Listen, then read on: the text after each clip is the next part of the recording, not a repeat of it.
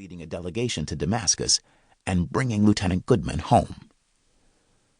This has been the story of Reverend Jackson's career. I borrow from the late Dr. Vernon Johns. When the possible is inadequate, experiment with the impossible. This is the theme flowing through Reverend Jackson's ministry and messages. One should not be afraid to experiment with the impossible. This is what the ministry calls us to do.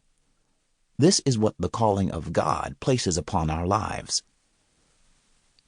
In the sermons and addresses selected in this book, there is a continuing call, a trumpet sound for action, but not chaotic, undisciplined action devoid of moral and spiritual content.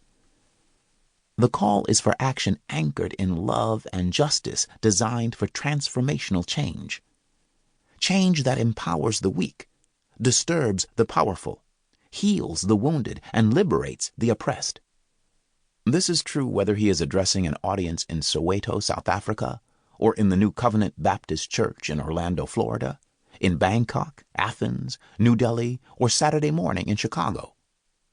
In all these talks, there is a consistent and powerful message of hope, justice, equality, liberation, equity, human rights, and civil rights. Whether at home or abroad, that theme is expressed with a powerful urgency and consistency.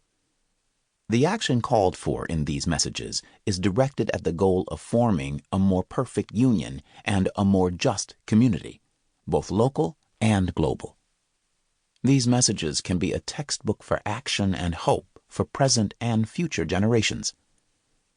So many women, men, and children are captured by poverty, racism, sexism, homophobic horrors, and multiple forms of injustice. Great leadership calls us to be courageous enough to experiment with the impossible in order to set free those who are captives or oppressed. This volume of messages is an open door to a great mansion of many rooms filled with information, gospel truth, challenge, and hope. Far beyond the time of the leader and author of these words, there will be, I believe, a hunger and thirst to know more about him, his era, his service, sacrifices, and courageous contributions against dangerous odds. Reverend Jackson is an apostle of hope, a disciple of truth, a prophet of liberation. Reverend Dr. Otis Moss, Jr. Introduction. Grace G. Sun Kim. Reverend Jesse Lewis Jackson, Sr., founder and president of the Rainbow Push Coalition, is one of America's foremost civil rights, religious, and political figures. During the past 6 decades, he has played a pivotal role in virtually every movement for empowerment, peace, civil rights, gender equality, and economic and social justice.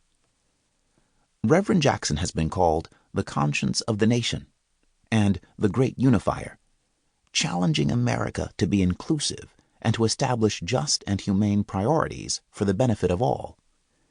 He is known for bringing people together on common ground across lines of race, culture, class, gender, and belief.